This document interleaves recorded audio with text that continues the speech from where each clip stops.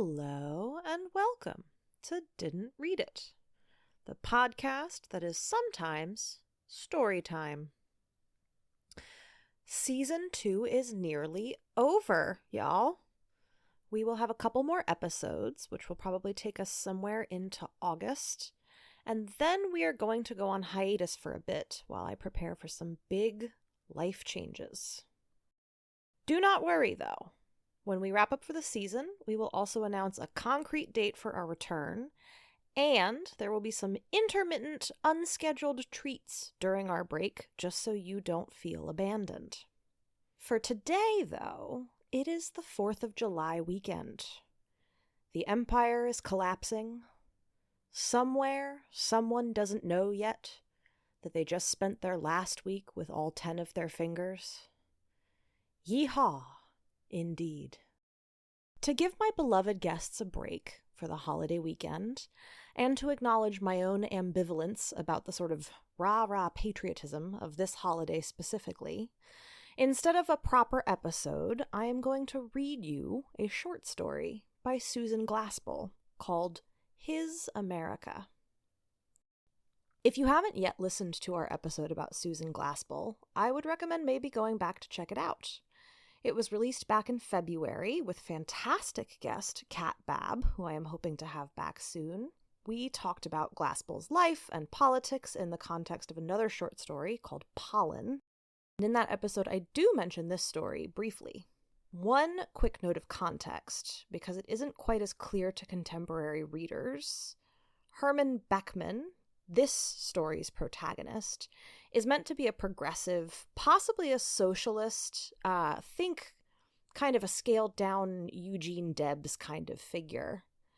It's easy to forget that the Socialist Party was a significantly bigger player in national politics before the sort of censorship crackdown that accompanied World War I, and then the sort of international rich people panic that followed the Russian Revolution, which led to a kind of united push against anything that even resembled socialism or communism or anything of that nature. His America is one of those stories that I honestly think about all the time, especially in the political climate of the last few years. I think a lot of us subconsciously still think of history as kind of a long march toward progress. And we, on some level, operate on the assumption that children are usually, if not always, more progressive than their parents. But the fact is that there's always been steps forward and back, and there are a lot of people who really want to make sure that we step back more than we step forward. And those people also happen to have a lot of money and a lot of power. But there have always been people like Susan Glaspell, too, and people like Herman Beckman.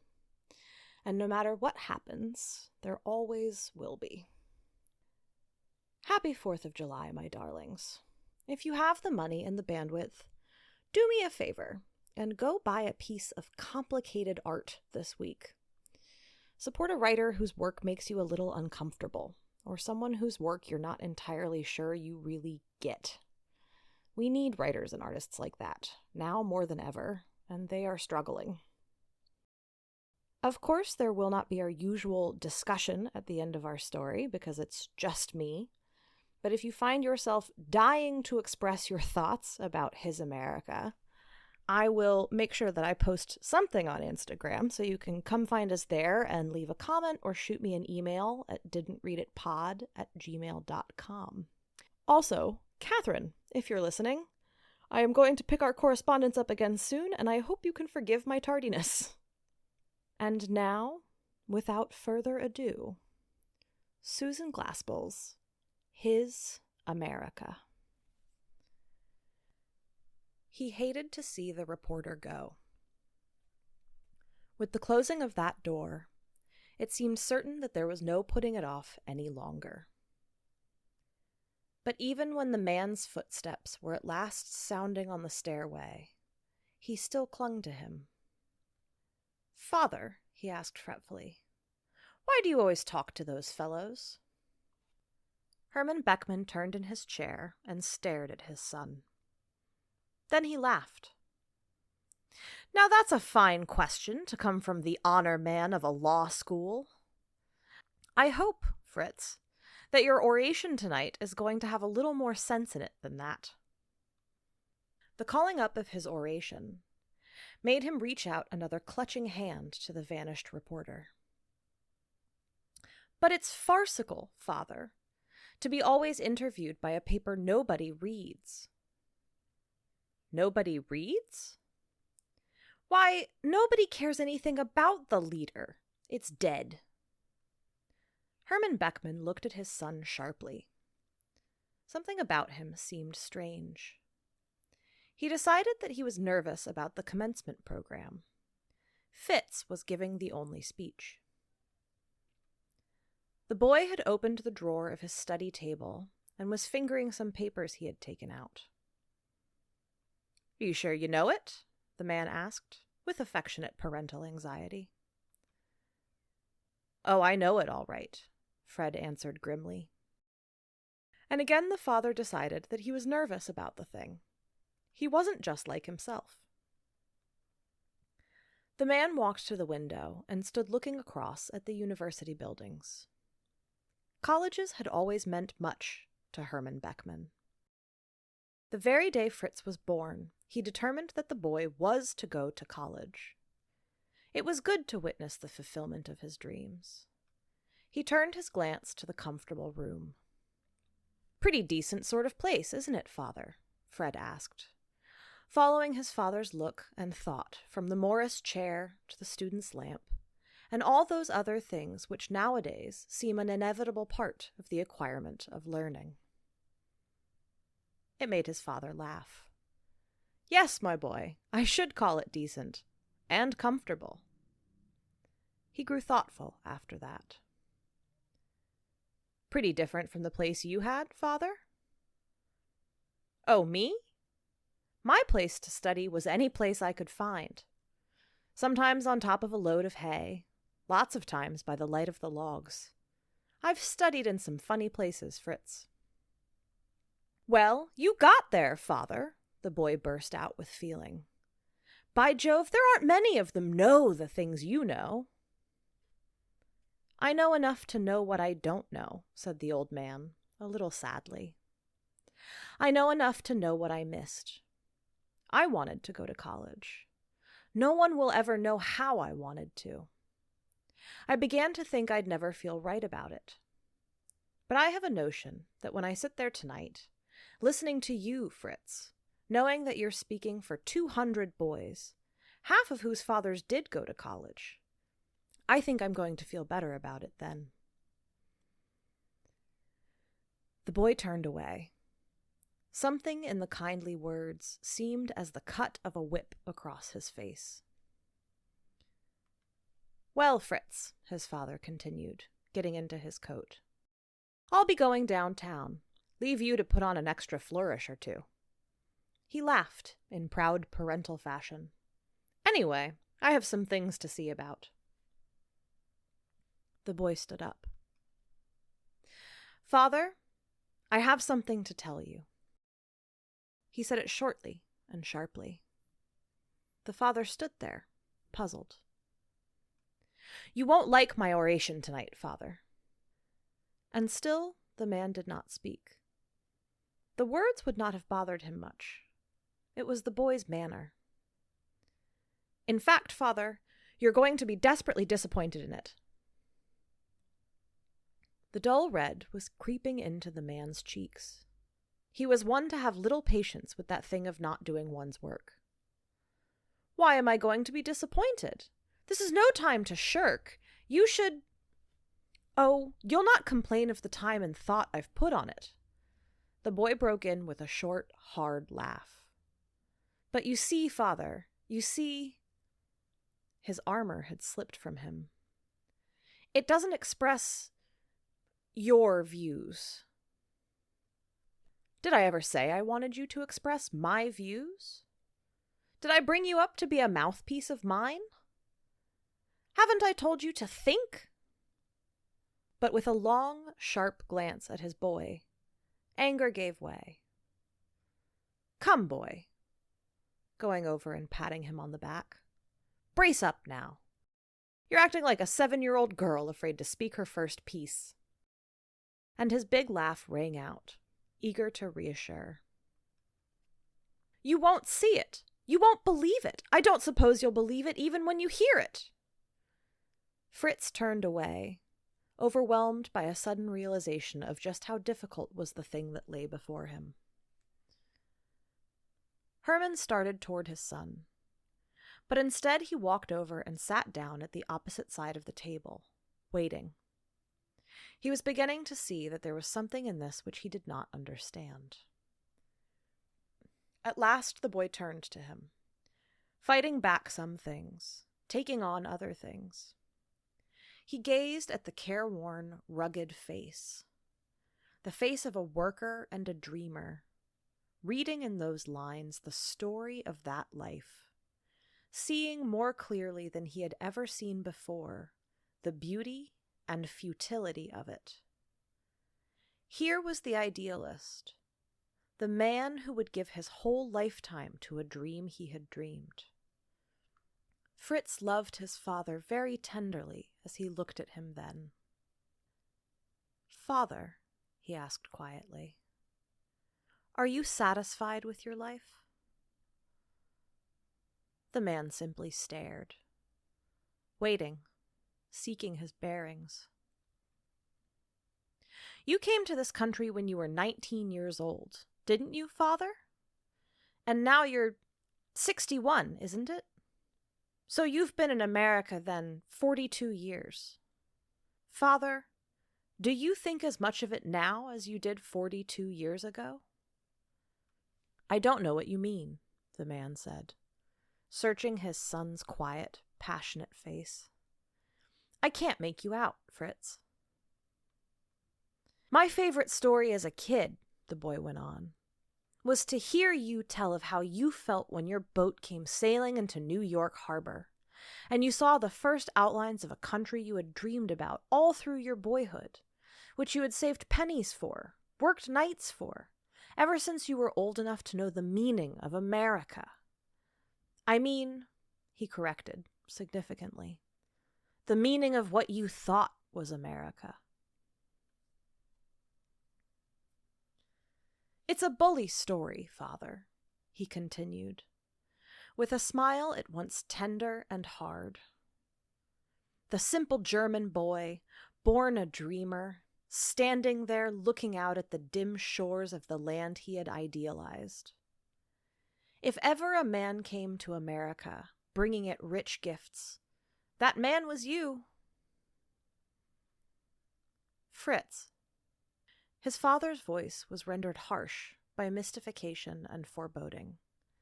"Tell me what you're talking about. Come to the point. Clear this up." "I'm talking about American politics. Your party, having ruined your life. I'm talking about working like a slave all your days and having nothing but a mortgaged farm at 61. I'm talking about playing a losing game. I'm saying, what's the use? Father, I'm telling you that I'm going to join the other party and make some money." The man just sat there, staring. "Well," the boy took it up defiantly, "why not?" And then he moved, laid a not quite steady hand out upon the table. "My boy, you're not well. You've studied too hard. Now brace yourself up for tonight, and then we'll go down home and fix you up. What you need, Fritz," he said, trying to laugh, "is the hayfield." "You're not seeing it!" The boy pushed back his chair and began moving around the room. "The only way I can brace myself up for tonight is to get so mad. Father, usually you see things so easily. Don't you understand? It was my chance, my one moment, my time to strike. It will be years before I get such a hearing again. You see, Father, the thing will be printed. And the men I want to have hear it, the men who own this state, They'll be there. One of them is going to preside. And the story of it, the worth of it to them, is that I'm your son. You see, after all, he seized at this wildly. I'm getting my start on the fact that I'm your son. Go on, said the man, the brown of his wind-beaten face yielding to a tinge of gray. Just what is it you are going to say? I call it the new America. A lot of this talk about doing things, the glory of industrial America, the true Americans, the men of constructive genius, the patriotism of railroad and factory building, a eulogy of railroad officials and corporation presidents, he rushed on with a laugh, singing the song of capital. Father, can't you see why?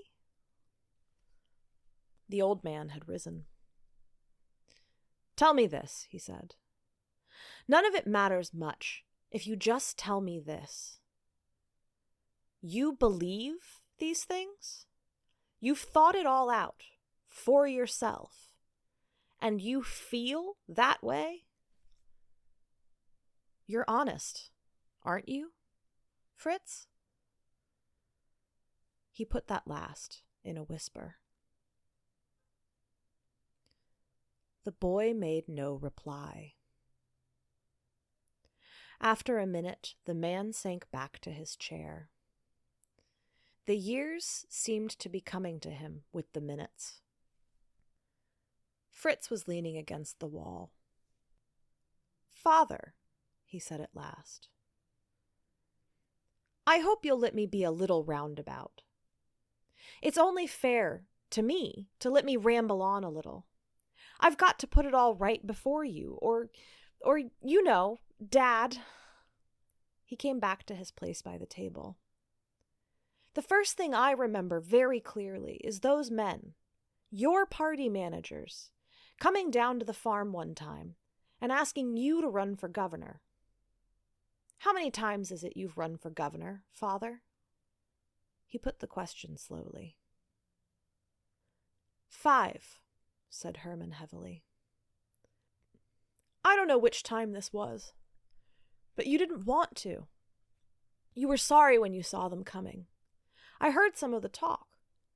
You talked about your farm, what you wanted to do that summer, how you couldn't afford the time or the money. They argued that you owed it to the party. They always got you there. How no other man could hold down majorities as you could. A man like you, giving the best years of his life to holding down majorities. They said you were the one man against whom no personal attack could be made. And when there was so much to fight anyway, oh, I know that speech by heart. They made great capital of your honesty and your clean life. In fact, they've held that up as a curtain behind which a great many things could go on. Oh, you didn't know about them. You were out in front of the curtain. But I haven't lived in this town without finding out that they needed your integrity and your clean record pretty bad.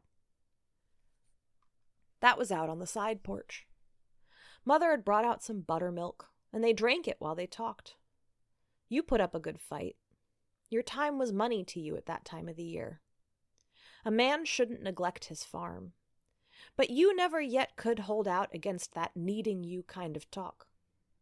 They knew there was no chance for your election. You knew it. But it takes a man of just your grit to put any snap into a hopeless campaign. Mother cried when you went to drive them back to town. You see, I remember all those things. She told about how hard you would work and how it wouldn't do any good, that the state belonged to the other party. She talked about the farm, too, and the addition she had wanted for the house, and how now she wouldn't have it. Mother felt pretty bad that night. She's gone through a lot of those times. There was a silence. You were away a lot that summer, and all of the fall. You looked pretty well used up when you came home, but you said that you had held down majorities splendidly. Again there was silence. It was the silences that seemed to be saying the most. You had one term in Congress. That's the only thing you ever had. Then you did so much that they concentrated in your district and saw to it that you never got back. Julius Caesar couldn't have been elected again. He laughed harshly. Father, the boy went on after a pause, you asked me if I were honest. There are two kinds of honesty. The primitive kind, like yours, and then the kind you develop for yourself. Do I believe the things I'm going to say tonight? No, not now.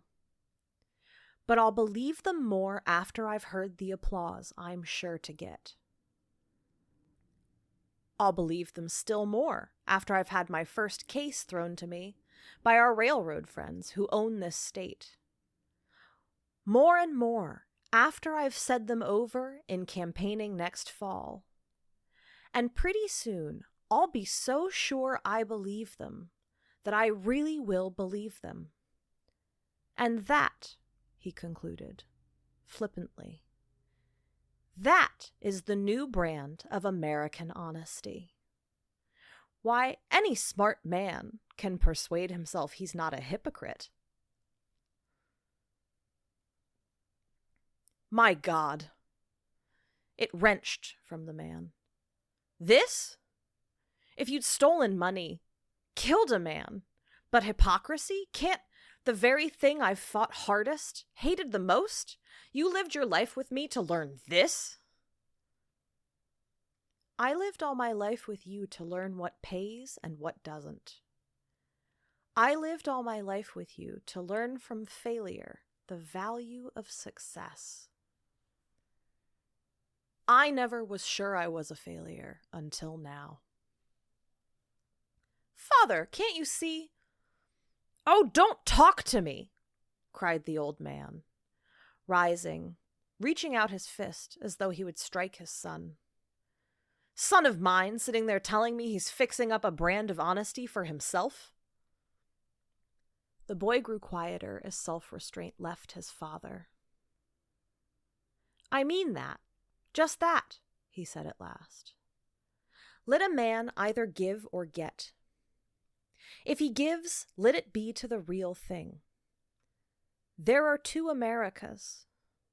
The America of you dreamers, and then the real America. Yours is an idea quite as much as an ideal.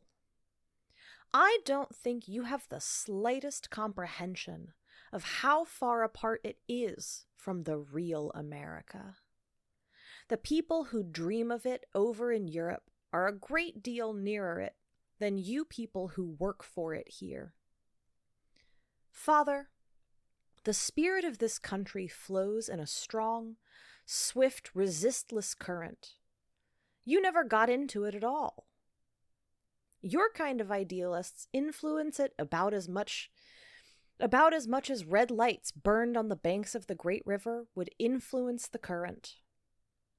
You're not of it. You came here throbbing with the love for America. And with your ideal America, you've fought the real one. And you've worked and you've believed and you've sacrificed. Father, what's the use?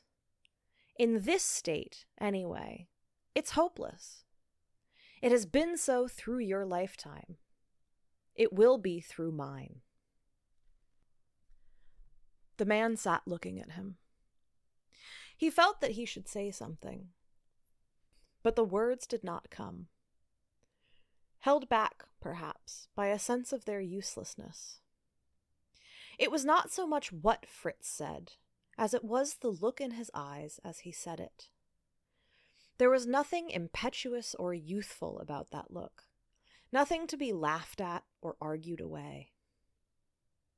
He had always felt that Fred had a mind which saw things straight, saw them in their right relations, and at that moment he had no words to plead for what Fritz called the America of the dreamers. I'm of the second generation, Dad, the boy went on at length. And the second generation has an ideal of its own, and that ideal is success. It took us these 40 years to come to understand the spirit of America. You were a dreamer who loved America. I'm an American. We've translated democracy and brotherhood and equality into enterprise and opportunity and success. And that's getting Americanized. Now, Father. He sought refuge in the tone of everyday things. You'll get used to it, won't you? I don't expect you to feel very good about it, but you aren't going to be broken up about it, are you? After all, he said, laughing and moving about, as if to break the seriousness of things. There's nothing criminal about being one of the other fellows, is there? Just remember, there are folks who even think it's respectable. His father had risen and picked up his hat. No, Fritz, he said, with a sadness in which there was great dignity. There is nothing criminal in it, if a man's conviction sends him that way. But to me there is something too sad for words in a man's selling his own soul. Father, how extravagant! Why is it selling one's soul to sit down and figure out what's the best thing to do? Fritz hesitated, hating to add hurt to hurt, not wanting to say that his father's fight should have been with the revolutionists, that his life was ineffective because, seeing his dream from within a dream, his thinking had been muddled. He only said, As I say, Father, it's a question of giving or getting. I couldn't even give in your way, and I've seen enough of giving to want a taste of getting. I want to make things go, and I see my chance. Why, Father, he laughed again, trying to turn it. There's nothing so American as wanting to make things go. He looked at him for a long minute. My boy, he said, I fear you are becoming so American that I am losing you. Father, the boy pleaded affectionately. Now don't. The old man held up his hand. You've tried to make me understand it, he said, and succeeded. You can't complain of the way you've succeeded. I don't know why I don't argue with you. There are things I could say, should say, perhaps, but something assures me it would be useless. I feel a good many years older than I did when I came into this room. But the reason for it is not that you're joining the other party. You know what I think of the men who control this state, the men with whom you want to cast your lot. But I trust the years I've spent fighting them haven't made a bigot of me. It's not joining their party. It's using it that makes this the hardest thing I've been called upon to meet. Father, don't look like that. How do you think I'm going to get up and speak tonight with that face before me? You didn't think, did you? The man laughed, bitterly. That I would inspire you to your effort? The boy stood looking at his father, a strange new fire in his eyes. Yes, he said, quietly, tenderly. You will inspire me. When I get up before those men tonight, I'm going to see the picture of that boy straining for his first glimpse of New York Harbor. I'm going to think for just a minute of the things that boy brought with him, things he has never lost. And then I'll see you, as you stand here now. It'll be enough. What I need to do is to get mad. If I falter, I'll just think of some of those times when you came home from your campaigns, how you looked, What you said. That'll bring the inspiration. Father, I figure it out like this. We're going to get it back. We're going to get what's coming to us. There's another America than the America of you dreamers. To yours you have given. From mine, I will get. And the irony of it, don't think I don't see the irony of it, is that I will be called the real American. Do you know what I'm going to do? I'm going to make the railroads of this state. Oh, it sounds like schoolboy talk, but just give me a little time. I'm going to make the railroads of this state pay off every cent of that mortgage on your farm. Father, he finished, impetuously, in a last appeal. You're broken up now, disappointed, but would you honestly want me to travel the road you've traveled? My boy, answered the old man, and the tears came with it. I wanted you to travel the road of an honest man. Herman Beckman did not go to commencement that night. There was no train home until the morning, so he had the night to spend in town. He was alone, for his friends assumed he would be at the university, but he preferred being alone. He sat in his room at the hotel, reading. And he could read. Years of discipline stood him in good stead now. His life had taught him to read anywhere, at any time. He had never permitted himself the luxury of not being in the mood. It was only the men who had gone to college who could do that. He had to read. He always carried some little book with him. For how did a man know that he might not have to wait an hour for a train somewhere? Herman had a simple-minded veneration for knowledge. He wanted to know about things, and he had never learned to pretend that he didn't want to know. He quite lacked the modern art of flippancy. He believed in great books. And so on the night that his son was graduating from college, he sat in his room at the hotel, a cheap room in a mediocre hotel. He had never learned to feel at home in the rich ones, reading Marcus Aurelius. But his hand, as he turned the pages, trembled as the hand of a very old man. At midnight, some reporters came in to ask him what he thought of his son's speech.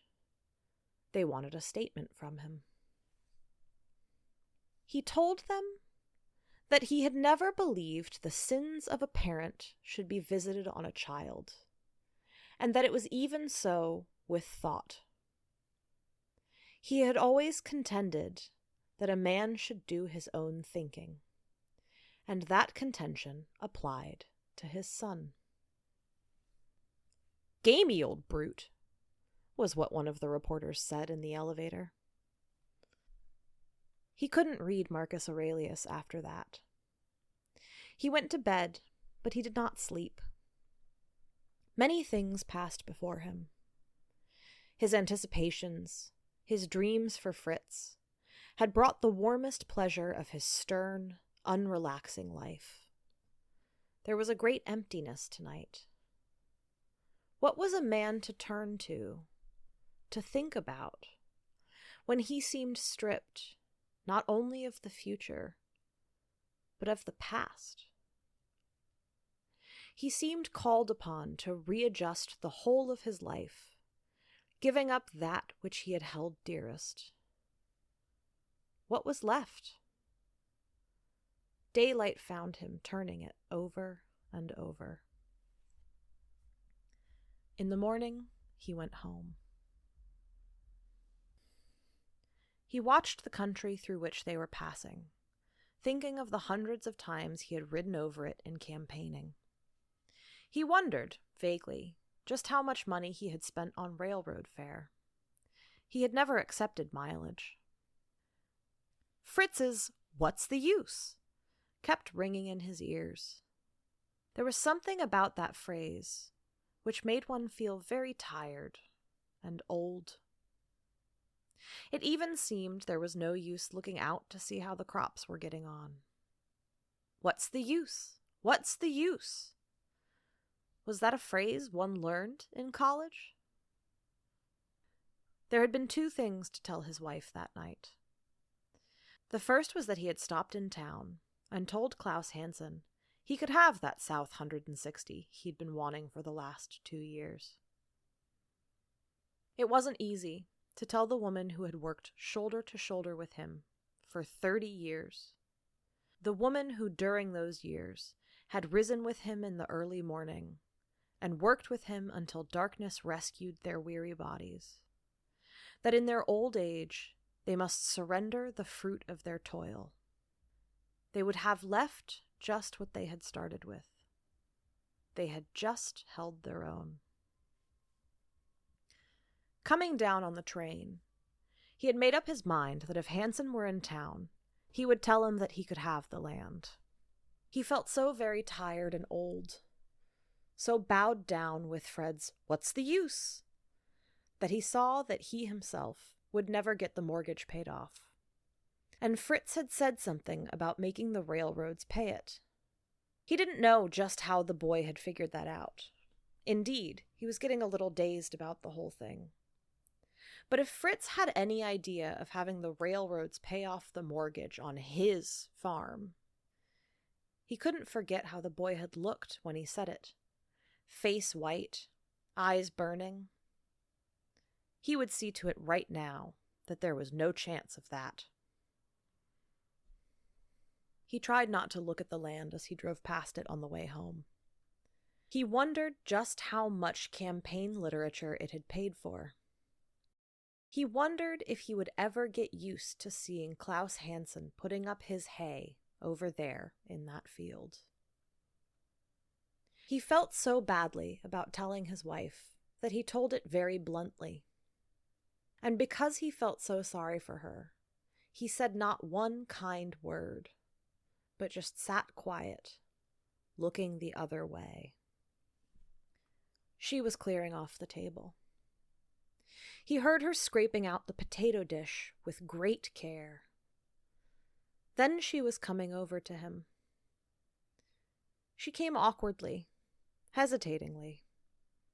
Her life had not schooled her in meeting emotional moments beautifully. But she laid her hand upon his, patted him on the shoulder as one would a child. "Never mind, Papa. Never you mind. It will make it easier for us. There's enough left, and it will make it easier. We're getting on. There she broke off abruptly, into a vigorous scolding of the dog, who was lifting covetous nostrils to a piece of meat. That was all. And there was no woman in the country who had worked harder. And Martha was ambitious. She liked land, and she did not like Klaus Hansen's wife. Yes, he had had a good wife. Then there was the other thing to tell her, about Fritz. That was harder. Martha had not gone up to the city to hear Fritz speak, because her feet were bothering her, and she could not wear her shoes. He had had a vague idea of how disappointed she was, though she had said very little about it. His wife had never been one to say much about things. When he came back, of course she had wanted to know all about it, and he had put her off. But now he had to tell her. It was much harder, and in the telling of it, he broke down. This time, she did not come over and pat his shoulder. Perhaps Martha knew. Likely she had never heard the word intuition, but anyway, she knew that it was beyond that. It seemed difficult for her to comprehend. She was bewildered to find that Fritz could change parties all in a minute. She seemed to grasp, first of all, that it was disrespectful to his father, that some boys at school had been putting notions into his head. But gradually she began to see it. Fritz wanted to make money. Fritz wanted to have it easier. And the other people did have it easier. It divided her feeling. Sorry and indignant for the father. Secretly glad and relieved for the boy. He will have it easier than we had it, Papa, she said at the last. But it was not right of Fritz, she concluded, vaguely, but severely. As she washed the dishes, Martha was thinking that likely Fritz's wife would have a hired girl. Then Martha went up to bed. Herman said that he would come in a few minutes, but many minutes went by while he sat out on the side porch trying to think it through. The moon was shining brightly down on that 160 acres which Klaus Hansen was to have. And the moon, too, seemed to be saying, "What's the use?"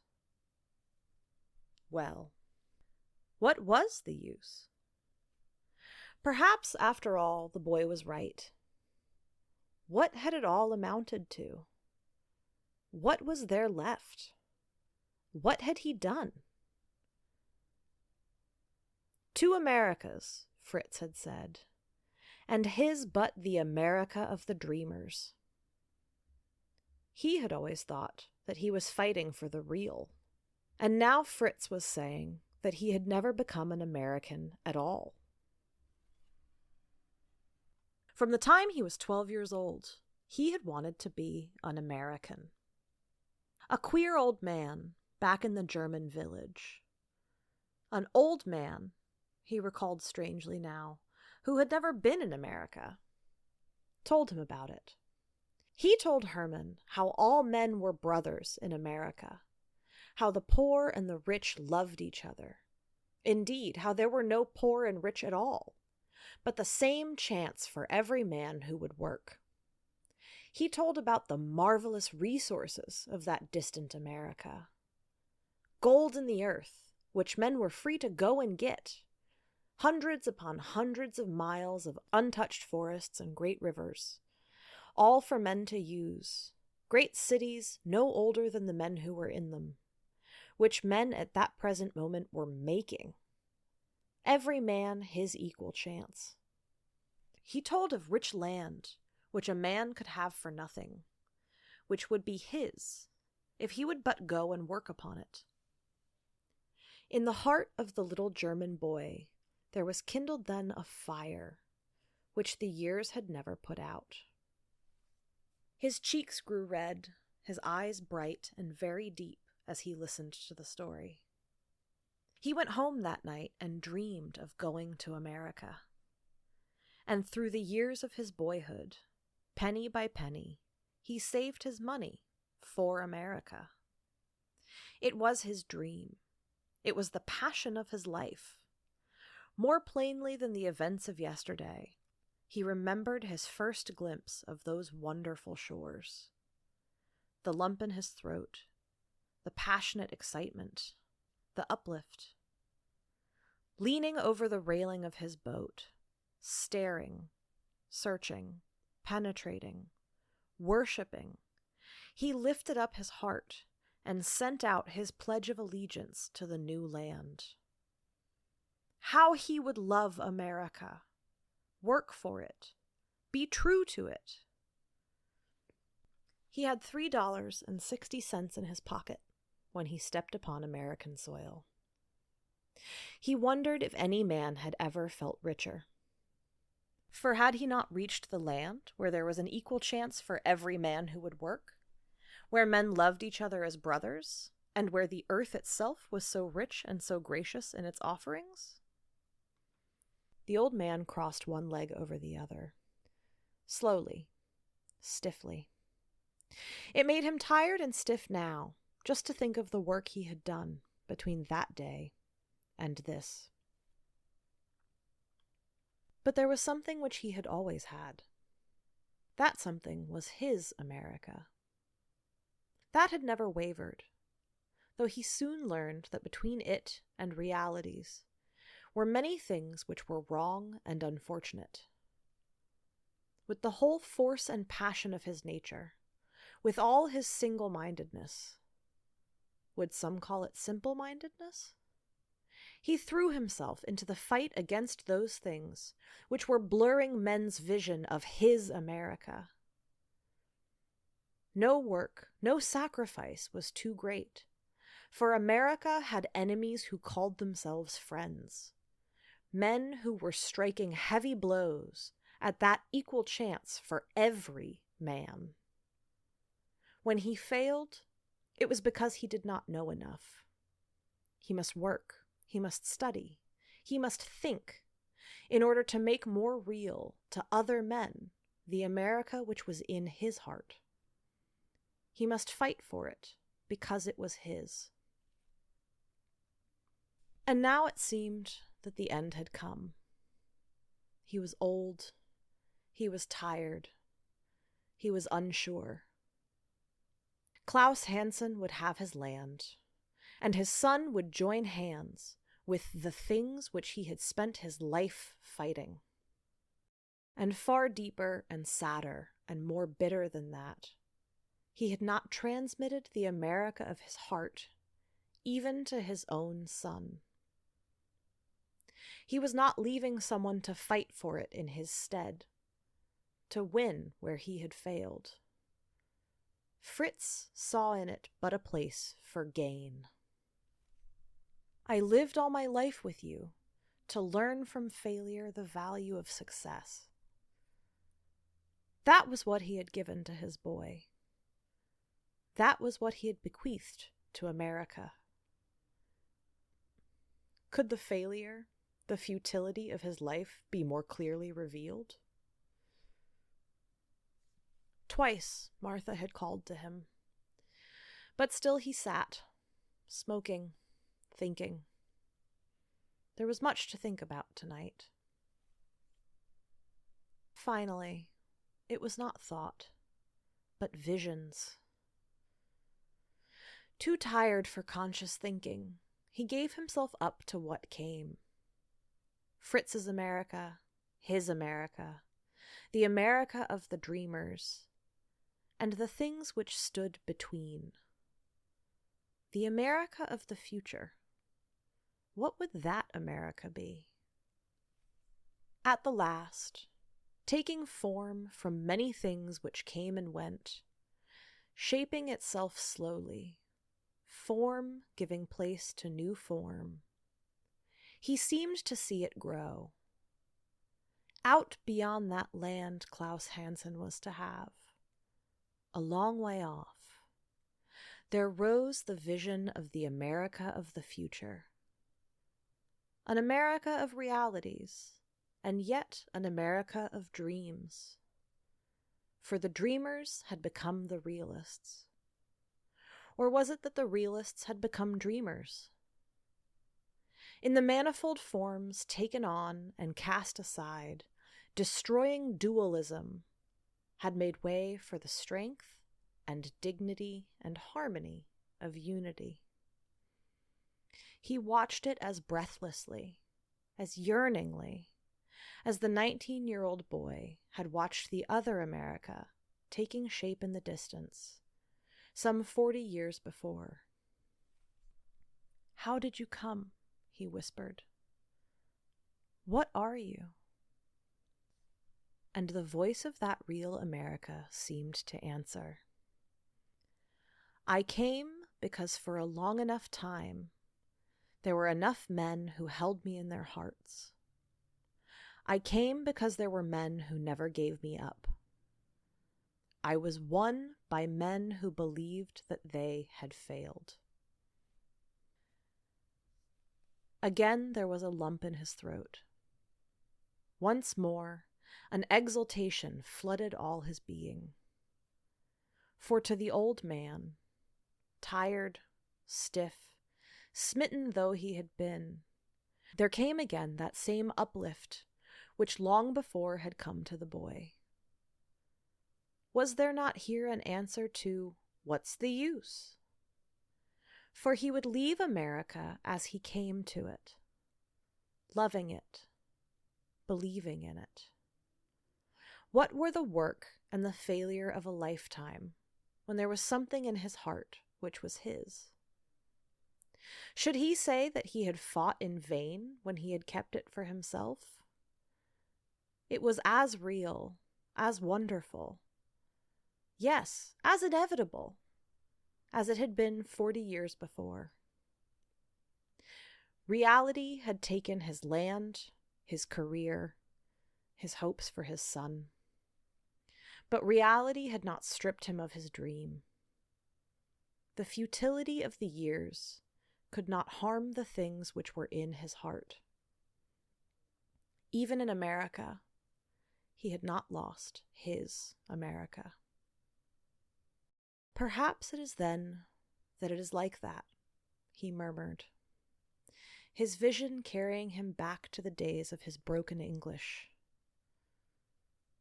Perhaps it is that every man's America is in the inside of his own heart. Perhaps it is that it will come when it has grown big, big and very strong, in the hearts.